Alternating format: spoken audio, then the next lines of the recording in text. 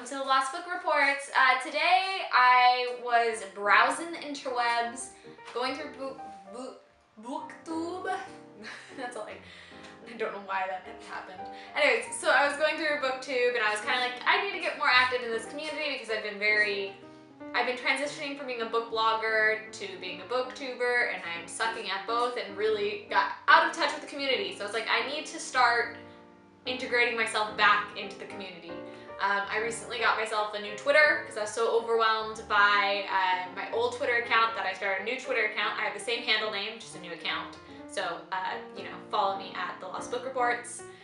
And so, anyways, so I was going through and I saw this tag by Katie Tastic. It's called got it, you know, just right over here.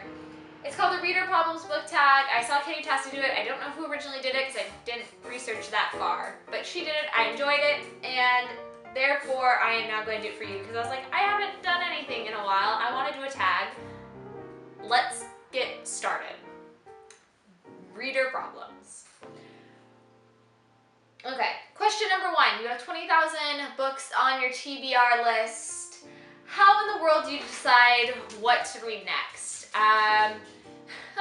I do have a lot of books in my to be read pile, and the way I decide to read them is kind of based on a few different things. First, I have this pile over here that's like stuff I really need to read, and I don't know if that's actually going to be in the shot, but I usually just read whatever's on top.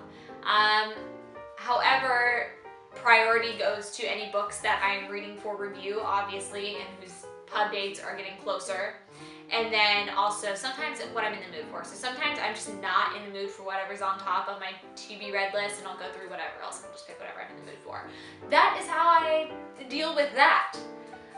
Question number 2. You're halfway through a book and you're just not loving it. Do you quit or do you commit? And the answer is, I used to have a really huge problem with quitting books. Like, I could not, no matter how much I hated it, I still read it. I've gotten way better at it now to where if I really don't like this book and I know that I just don't care how it ends, because like sometimes I don't like the book, but I do want to see how it ends.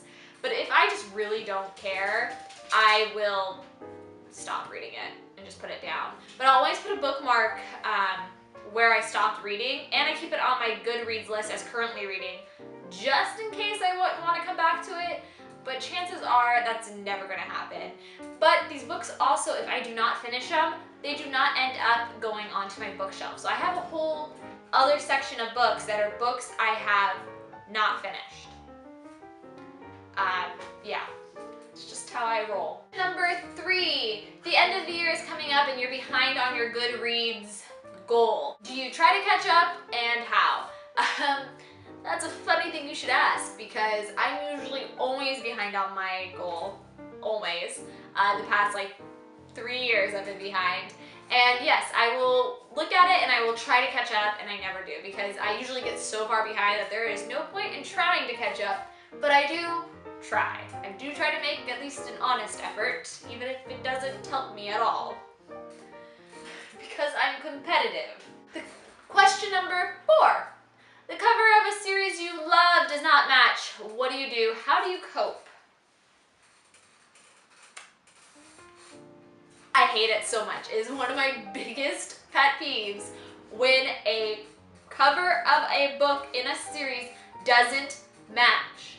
It drives me crazy and I cannot handle it. I hate it so much to the point where I will usually end up buying the series matching and then keep whatever doesn't match. I just get, why do publishers do it? Because I have the Hilary Duff series back here. They don't match. That drives me crazy. The infamous, you know, Lola and Anna and all Stephanie Perkins books, they don't match. I have Anna and the French Kiss, and I have Lola and the Boy Next Door that match, and then Isla and Have After doesn't match, and it makes me so mad, and I kind of don't want to have to go buy the other books to make it match, because then I still have the other 2 that don't match, and it causes so much anxiety. So why do you do it, publishers? Why can't you just, you know, release it as it is, and then if you want to change the covers as a whole, not middle through the series. It's wrong, and I don't know why you do it. Question number 5. Everyone and your mother loves a book that you don't love. Who do you go to? How do you deal with those feelings? Usually I end up, to justify my feelings, I'll go onto Goodreads and I'll read the Goodreads reviews and find somebody who, you know, feels the same way. But also I will just publicly, depending on how loved the book is, I'll pretty much publicly say I don't like it. That's just how it is. But it's been very rare that I don't love a series or book that other people love. Like, I'm not a big fan of The Mortal Instruments. It's alright. I just kind of keep it to myself, and then if somebody's proclaiming their love, I'll just be like, whatever, and then move on. Yeah. Just hide it, bury it down. Number 6, you're reading a book in public and it gets to a sad part. Do you cry in public, and how do you deal with that? I do read in public, but usually if I'm reading in public, it's a short amount of time. I'm reading to, just entertain myself during, like, waiting for someone to come to lunch or something like that. So I only end up reading like 2 or 3 pages. So I've never had that happen where I've been in the middle of a book and it's at a sad part and I've cried in public. I probably, honestly, if I'm in public and I'm reading a sad part, it probably would take away my emotions of the book, and I wouldn't feel it as deeply as I would feel if I was at home in private. So I probably wouldn't cry. But then who knows? I mean, I'm also a very emotional person, so chances of me also just freely crying in public are very, very likely to. And I would just do it, and I would let everybody judge me and just be like, whatever. I mean, I'm clearly reading, so obviously what I'm reading is emotional. Probably not gonna see these people again anyway, so I don't really care what they think about me, honestly. I talk to myself in public, so really crying, that's nothing. I mean, if I'm crying and talking to myself, that's a whole other thing. Number 7, a sequel of a book you love just came out, but you have forgotten a lot from the prior novel. Will you reread the book, skip the sequel, or try to find a synopsis on Goodreads, or cry in frustration? This happens to me a lot because I read a lot of series, and yeah, I do tend to forget what happened prior. In fact, as a reader, I sometimes, like as a book reviewer, I sometimes just forget even people's, you've seen it in my reviews, I forget characters' names and I've just read the book. It happens, I can't help it. There's a lot of information going on there. Usually though, the sequel does a good job of recapping what happened in the first book, and usually once I start reading the sequel to that book, I will remember what happened in the book before. Yeah, so I don't trip over it. Whatever, just keep reading. Enjoy what you can enjoy. Number 8, you do not let anyone, and I mean anyone, borrow your book. So how do you tell them politely no? And the answer to that is simple. I don't say it politely. I don't. This does happen a lot, especially when people come to my place and they see the bookcases behind me and they go, oh, you have so many books. I should borrow them sometime. Oh, I've always wanted to read that. Will you let me read it? No, I won't. And I say that, I go, nope. And I tell them, I go, I'm really weird about it. I don't let people borrow my books. And the reason is because every time I let somebody borrow my book, something happens. Just something. It doesn't matter. Like, even the most well-intentioned person, something happens and I just can't anymore. And I don't like it because what also happens is people who don't respect your books, like because I've done it, I've given it to somebody and they come back and they go, sorry, I bent a page. What? Do you want me to murder you right now? You bent a page. What? Ooh, sorry, I spilled some coffee on it. That's not sorry, you just murdered my book. Okay. See, Fritz is so frustrated about this situation too. No, this is not okay. I actually had a friend, I let her borrow one of my Harry Potter books, which is a first edition Harry Potter book. And she did not, I mean, it's not destroyed, but I definitely regretted letting her borrow it.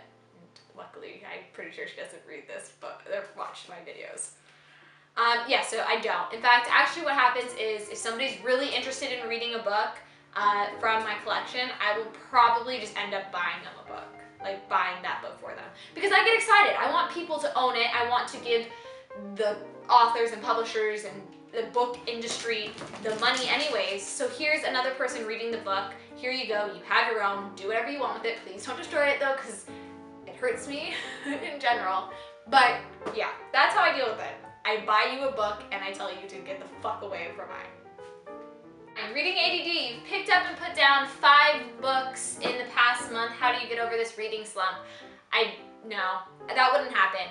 I mean, I've had a reading slump, but I've never had it to where I've put down several books. Because a lot of this has to go with my commitment to finishing books. I really do have a hard time not finishing books.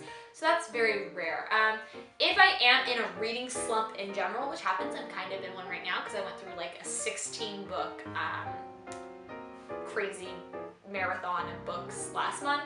I just kind of focus on other things where I probably am doing writing. I don't write. I don't know why I said that was a blatant lie. I don't write. I probably watch TV, watch movies, and just do other things. Yeah, I get my mind off it, and then I get back into the mood of reading. But that doesn't really happen. Number 10.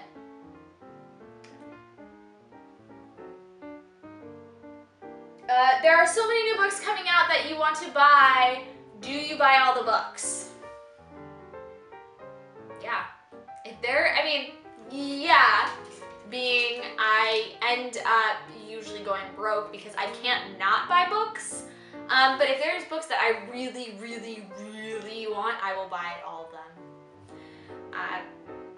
Just how it happens. And sometimes I wait, but for the most part, yeah, I'll buy them and I go broke and then I don't have food for a month. And that is a true story. I have done that several times. Maybe a few times already this month. Sorry, I'm not sorry. They're just so beautiful. They nourish the mind, and there's way worse things I could be addicted to, people. Just saying. Number 11, after you've bought new books that you're really excited for, how long do they sit on your shelf before you read them? This really, really depends. Sometimes I've had books that sit on my shelf or are still currently on my shelf that I was excited to read at the time, and I just didn't get to it because something else more exciting came along, and now 5 years later, still on my shelf. That happens. Most of the time though, if I'm really, really, really, really excited about books, sometimes I will drop all the other books I'm currently reading just to read that book right then and there. So usually it does not sit on my shelf very long.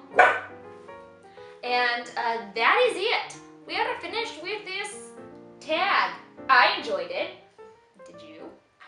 I don't know. I get very awkward. I wish I could be like everybody else, just like very like, ooh, me, personality. And I have a personality, I just don't like putting it on camera sometimes. Or maybe I'm just not comfortable with it yet. Maybe I'll get more comfortable later. Who knows?